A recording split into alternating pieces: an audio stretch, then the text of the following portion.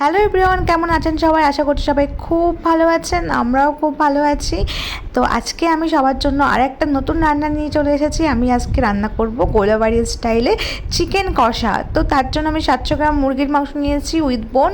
এখানে আমি একটা পেস্ট বানিয়ে নিয়েছি, তার মধ্যে আমি নিয়েছি 25টা মতো রসুন, নিয়েছি 4 থেকে 5টা কাঁচা লঙ্কা, নিয়েছি 1 টুকরো আদা আর হাফ পেঁয়াজ। তো আমি এখানে মশলাটা মিহি পেস্ট করেছি। এখানে আমি নিয়েছি 1 চামচ লাল লঙ্কার গুঁড়ো, হাফ চামচ কাশ্মীরি লঙ্কার গুঁড়ো, যে যেমন ঝাল খাও সেই অনুযায়ী ঝালটা নিয়ে নেবে। এখানে আমি নিয়েছি জিরের গুঁড়ো 1 চামচ। এছাড়াও আমি এখানে লবণ অ্যাড করছি স্বাদ মতো, ঠিক আছে? তো সুন্দর করে আমি সমস্ত মশলাগুলো দিয়ে দিয়েছি। এবার আমি এর মধ্যে অ্যাড করব একটু সামান্য হলুদ।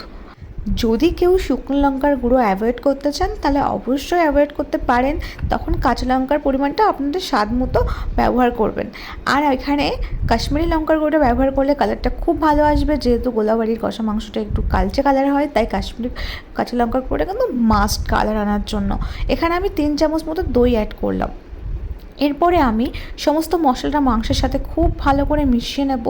যদি এই ম্যারিনেশন করে মাংসটা 3 থেকে 4 ঘন্টা রাখা যায় খুবই ভালো হয়। আর যদি কেউ ওভারনাইট ম্যারিনেট করে রাখে তাহলে তো মাংস অনেক সফট এবং জুসি হয়, খুবই ভালো হয়। কিন্তু অনেকের সময় থাকে খুব কম হাতে, সেক্ষেত্রে 30 মিনিটস মাস্ট রাখতে হবে। তো এখানে আমার ম্যারিনেশন হয়ে গেছে। লাস্টে আমি অ্যাড করলাম একটু গরম মশলার গুঁড়ো আর একটু গোলমরিচের গুঁড়ো। এটাকে আমি সুন্দর করে মিশিয়ে নেব। এবার এটাকে আমি সুন্দরভাবে ঢাকা দিয়ে 30 মিনিটের জন্য রেখে দেবো, কারণ আমি ইনস্ট্যান্ট রান্না করছি, হাতে সময় খুব কম। অন্যদিকে আমি পেঁয়াজ কেটে নিয়েছি, 2টো বড় সাইজের পেঁয়াজ আমি সর্ষের তেলের মধ্যে খুব সুন্দর করে ভেজে নেব। এই পেঁয়াজটা কিন্তু আমি অ্যাকচুয়ালি বেরেস্তার জন্য ইউজ করব। এই মাংসতে কিন্তু পেঁয়াজ বেরেস্তা করে ব্যবহার করতে হয়। তো আমি সুন্দর করে এটা গোল্ডেন ফ্রাই করে নেব, খুব বেশি কালো করব না, তাহলে কিন্তু মাংসের মধ্যে একটা তিতো ভাব চলে আসবে পেঁয়াজ যদি পুড়ে যায়।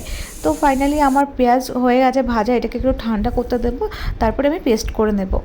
এখানে কড়াই নিয়ে নিয়েছি আমি একটা, তার মধ্যে আমি পরিমাণ মতো তেল দিচ্ছি।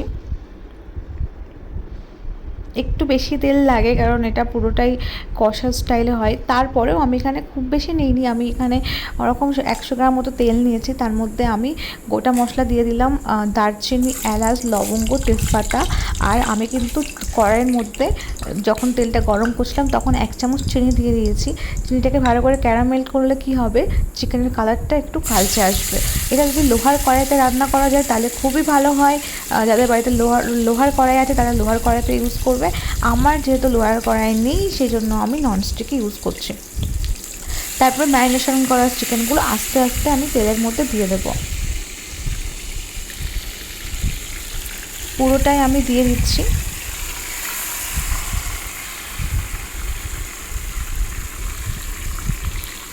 আর খুব সুন্দর করে আমি কষিয়ে নেব। এখানে আমার মাংসটা কষানো হচ্ছে, আর এদিকে আমি একটা পাত্রের মধ্যে জল গরম করে নিচ্ছি, যেখানে আমি একটু চায়ের পাতা দিয়ে দেবো এবং এটাকে খুব ভালো করে ফুটিয়ে নেব। কেউ কিন্তু ঢেকে ফুটাবেন না, 1 কাপ জলটাকে হাফ কাপ বানিয়ে নেবে।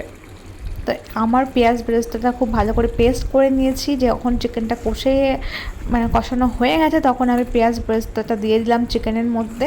আবার আমি কিছুক্ষণ চিকেনটা কষিয়ে নেব। এবার চিকেনটা যখন আমার কষানো কমপ্লিট, আমার যখন মনে হচ্ছে মাংসটা অর্ধেক 80% আমার সেদ্ধ হয়ে গেছে, মাত্র 20% বাকি, তখন আমি চায়ের লিকারটা ভালো করে ছেঁকে নিয়ে দিয়ে দিলাম চিকেনের মধ্যে।